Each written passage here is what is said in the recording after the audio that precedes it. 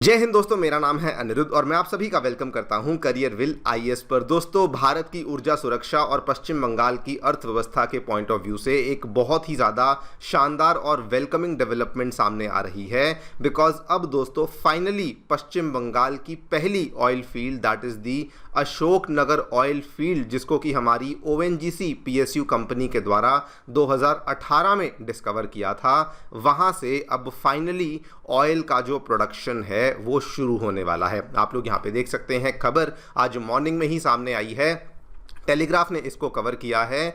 इसमें हुआ क्या है, पश्चिम बंगाल के जो भाजपा के अध्यक्ष हैं मिस्टर समिक भट्टाचार्य, इन्होंने कल दोस्तों नई दिल्ली में मुलाकात करी हमारी फाइनेंस मिनिस्टर श्रीमती निर्मला सीतारमन के साथ। और वैसे तो इन्होंने अपनी बातचीत में कई सारे एजेंडास को डिस्कस किया है, जैसे कि पश्चिम बंगाल की इंडस्ट्रियलाइजेशन को लेकर, पश्चिम बंगाल की ओवरऑल इकोनॉमी को लेकर, लेकिन जो सबसे ज़्यादा टॉप प्रायोरिटी पे एजेंडा था, that was the production of oil from the Ashok Nagar oil field. और उसको लेकर ऐसा मान लीजिए कि बताया जा रहा है कि जल्दी ही जो ऑयल प्रोडक्शन है उसको शुरू किया जाएगा। क्या हुआ है, क्या है ये ऑयल फील्ड, क्या क्या इसके फ़ायदे हमें एज अ कंट्री और पश्चिम बंगाल को एज अ स्टेट होने वाले हैं, सब कुछ आपके साथ में डिस्कस करूंगा। लेकिन दोस्तों ये बहुत ही बड़ी डेवलपमेंट बन जाती है। सबसे पहले तो इसलिए बिकॉज जस्ट आज से 5 महीने पहले हमारे जो ऑयल मिनिस्टर हैं श्री हरदीप सिंह पुरी, उन्होंने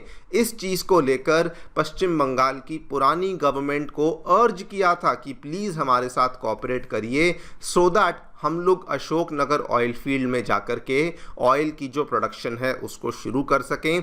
1000 करोड़ का एलोकेशन और इन्वेस्टमेंट ऑलरेडी कर दिया गया था, लेकिन जो वेस्ट बंगाल की पुरानी गवर्नमेंट थी वो इस चीज़ को लेके ना तो कोऑपरेट कर रही थी और ना ही ऑयल प्रोडक्शन को शुरू करने दे रही थी। लेकिन अभी फाइनली अब दोस्तों जो ऑयल प्रोडक्शन है वो भी शुरू होने वाली है, और साथ में जो कोऑपरेशन है वेस्ट बंगाल की नई गवर्नमेंट से वो भी अब हमारी ओएनजीसी को मिलने वाली है। वैसे तो मैं सब कुछ आगे चल कर के डिटेल में डिस्कस करूंगा, लेकिन फिर से आपको बता दूं, this is genuinely a very very special development from India's point of view. वो इसलिए बिकॉज सबसे पहले तो ये हमारे पश्चिम बंगाल की पहली ऑयल फील्ड है। सेकेंडली इस पे काम शुरू होने वाला है after lots and lots of delay. इसको लेकर जो आप हिसाब लगा लीजिए, डिस्कवरी 2018 में कर दी गई थी, 7-8 ईयर्स निकल चुके थे, किसी प्रकार का मूवमेंट नहीं हुआ, लेकिन अभी फाइनली मूवमेंट होने वाला है।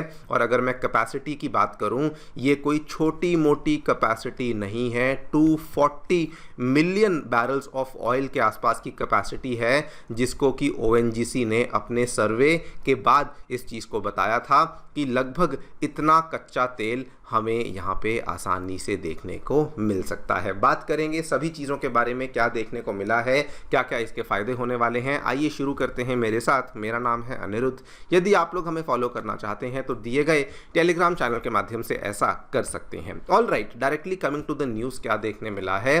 पश्चिम बंगाल के भाजपा के जो अध्यक्ष हैं समिक भट्टाचार्य, वो सैटरडे को उन्होंने union finance minister Nirmala Sitharaman ji के साथ मुलाकात करी उनके दिल्ली रेजिडेंस में, एंड पर्टिकुलरली उन्होंने अलग अलग तरीकों की बात करी कि कैसे पश्चिम बंगाल की जो अर्थव्यवस्था है उसे फिर से बूस्ट किया जा सकता है, जिसमें कि वैसे तो फोकस इंडस्ट्रियलाइजेशन को लेकर मेनली था, लेकिन जो टॉप प्रायोरिटी पे और जो इमीडिएट बेसिस पे जिस पर्टिकुलर प्रोजेक्ट को स्टार्ट करने की बात करी गई थी, that was the Ashok Nagar oil field, जो कि हमें नॉर्थ 24 परगनास के एरिया में देखने को मिल जाती है। बिफोर टॉकिंग अबाउट कि इसके क्या क्या फ़ायदे हैं, इस ऑयल फील्ड को अभी शुरू करने की बातचीत क्यों करी गई है, मैं आपको ऑयल फील्ड की लोकेशन, इसकी ज्योग्राफी और इसकी कैपेसिटी के बारे में बता दूं। ये दोस्तों जो ऑयल फील्ड है इसको आप यहाँ पे देख भी सकते हैं, ये हमारे कोलकाता से लगभग 50 किलोमीटर की दूरी पे, to be very very precise 48 kilometre की दूरी पे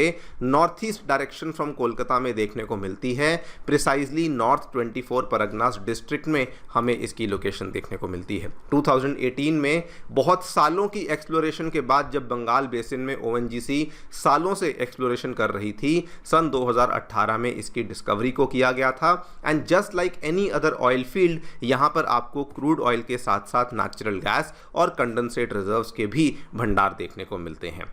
और जिस टाइम पे डिस्कवरी हुई थी ओएनजीसी ने उसी टाइम पे कह दिया था कि देखिए ये एक गेम चेंजर होने वाला है स्पेसिफिकली ईस्टर्न इंडिया के लिए during the initial discovery phase. Because आपको बता दूं ईस्ट इंडिया में हमें मोटे तौर पे इस तरह की एक्सप्लोरेशन और डिस्कवरी बहुत लंबे टाइम से देखने को नहीं मिली है। इसके पहले भी अगर आप देखें इंडिया का जो मेजरली ऑयल प्रोडक्शन है वो दोस्तों या तो आपको वेस्टर्न ऑफशोर ऑयल फील्ड्स में देखने को मिलता है या फिर आपको आसाम वाली ऑयल फील्ड में देखने को मिलता है, लेकिन ईस्टर्न इंडिया में आपको प्रोडक्शन या फिर एक्सप्लोरेशन देखने को नहीं मिलता था। और इसीलिए ओएनजीसी ने उसी टाइम पे कहा गेम चेंजर है, और जब इसके आंकड़े सामने आए ये चीज प्रूव भी हो गई कि यस वाकई में ये एक बहुत बड़ा गेम चेंजर है।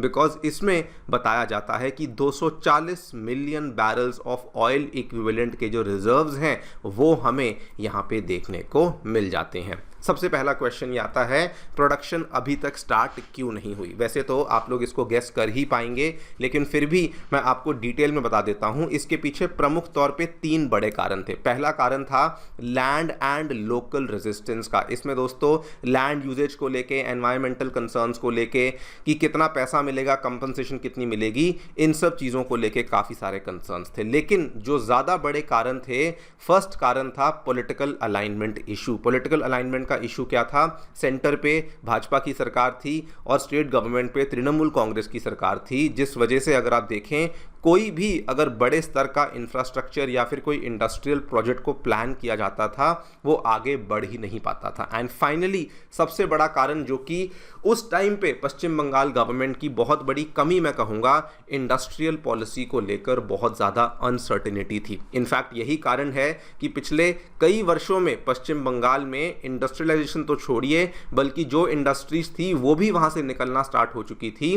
बिकॉज जो यहाँ पे निवेशक आते थे, जो भी यहाँ पे लोग कंपनी सेटअप करने आते थे, उनकी यही कंप्लेंट्स होती थी कि ना तो हमें अप्रूवल्स मिलते हैं, लेबर के बहुत सारे इश्यूज हैं, पॉलिटिकल सिंडिकेट का कल्चर है, रेगुलेशंस को बहुत सारी लेकर अनसर्टेनिटीज हैं। और यही कारण रहा दोस्तों कि बंगाल जो कि शायद आगे बढ़ना चाहिए था, वो अगर आप कंपेयर करें two states like Maharashtra, Tamil Nadu, Karnataka, Gujarat, इन सभी स्टेट्स की तुलना में पीछे नहीं बल्कि बहुत ज़्यादा पीछे रह चुका था। ये जो सेकंड और थर्ड रीज़न है पॉलिटिकल अलाइनमेंट का और इंडस्ट्रियल पॉलिसी का, this was the main reason कि इवन दो ओएनजीसी ने सन 2018 में इसको डिस्कवर तो कर लिया था, लेकिन सोचिए 7 सालों के अंदर भी इसके ऊपर किसी प्रकार का जो प्रोडक्शन का काम है वो शुरू नहीं हुआ था। खैर अभी ये फाइनली होने वाला है एंड इस चीज़ को लेकर जो स्टेप्स हैं वो भी लिए जा रहे हैं। क्वेश्चन ये आता है कि इस चीज़ को लेकर अभी क्यों बात करी गई है। अगेन आंसर बहुत सिंपल है।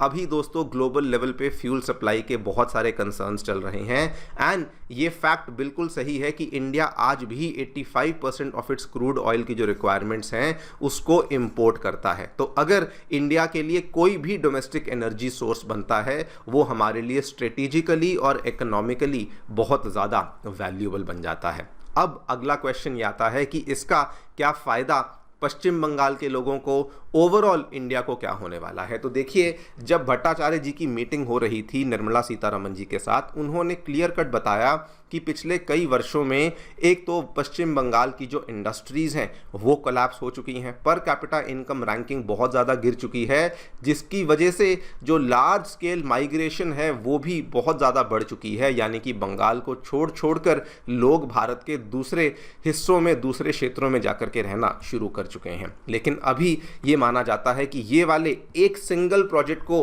अगर हम शुरू करते हैं, इसके बंगाल को बहुत सारे फायदे होने वाले हैं। सबसे पहली बात तो ईस्टर्न इंडिया के लिए अशोकनगर स्पेसिफिकली एक बहुत बड़ा हब बन जाएगा, एक रिफाइनिंग सपोर्ट जोन बन जाएगा, गैस डिस्ट्रीब्यूशन का नोड बन जाएगा, पेट्रोकेमिकल्स के लिए फीडर सोर्स बन जाएगा, इंडस्ट्रियल एनर्जी सप्लायर बन जाएगा। सेकेंडली अगर वहाँ पे क्रूड ऑयल मिलेगा तो साथ में गैस को भी प्रोड्यूस किया जाएगा, यानी कि जो वहाँ से निकलने वाली नेचुरल गैस है वो वेस्ट बंगाल के पीएनजी मतलब कि piped natural gas connection, CNG मतलब कि कंप्रेस्ड नेचुरल गैस के नेटवर्क्स को, और थर्डली इंडस्ट्रियल गैस सप्लाई को भी सपोर्ट करने में बहुत बड़ी भूमिका निभाएगी। थर्डली इसकी वजह से जो साथ में बनने वाली ऑक्सिलरी इंडस्ट्रीज हैं, मतलब कि जो इसकी वजह से जहां पर इन चीज़ों को एज अ रॉ मटेरियल की तरह इस्तेमाल किया जाएगा, वहां पर भी इंडस्ट्रियलाइजेशन को बहुत बड़ा पुश मिलेगा। फिर भले वो मैन्युफैक्चरिंग हो, केमिकल्स हो, सेरामिक्स हो, लॉजिस्टिक्स पार्क्स हो, फर्टिलाइजर इंडस्ट्रीज हो, सभी चीज़ों को बहुत बड़ा बेनिफिट मिलेगा। एंड ऑब्वियसली जब इतना कुछ होगा तो एम्प्लॉयमेंट जनरेशन तो होगी ही होगी। फिर भले हम ऑयल फील्ड की बात करें, पाइपलाइन इंफ्रास्ट्रक्चर की बात करें, रिफाइनरीज को लेके बात करें, लॉजिस्टिक्स को लेके बात करें, किसी भी तरह की चीज़ को लेके बात करें, एम्प्लॉयमेंट जनरेशन भी हमें बड़े लेवल पे यहाँ पे देखने को मिलने वाली है। एंड नॉट टू फॉरगेट ये चीज़, बल्कि हमारे ऑयल मिनिस्टर हरदीप सिंह पुरी जी ने इस चीज़ को खुद बताया था जब वो वेस्ट बंगाल की गवर्नमेंट को अर्ज भी कर रहे थे कि प्लीज़ काम को शुरू करने दीजिए, बिकॉज जो यहाँ पे ऑयल मिलने वाला है उसकी वैल्यू 45,000 करोड़ के आसपास की है, जिसमें से पश्चिम बंगाल डायरेक्टली 4500 करोड़ की अर्निंग करेगा। तो ये फैक्ट अभी भी ट्रू है कि अगर आज प्रोडक्शन शुरू होती है तो आने वाले सालों में वेस्ट बंगाल की इकोनॉमी को, वेस्ट बंगाल की स्टेट गवर्नमेंट को सीधे तौर पे मिनिमम 4500 करोड़ के आसपास का जो अर्निंग है वो भी देखने को मिलने वाला है। देखते हैं आगे चलकर क्या होता है, लेकिन एक चीज़ बड़ी क्लियर है कि ये जो डेवलपमेंट हुई है ये इंडिया की ऊर्जा सुरक्षा के लिए और पश्चिम बंगाल की अर्थव्यवस्था के लिए एक डेफिनेटली बहुत ही ज़्यादा वेलकम डेवलपमेंट है। आप लोग जो भी सोचते हैं बताएं कमेंट सेक्शन में। Thank you so much for listening, stay tuned and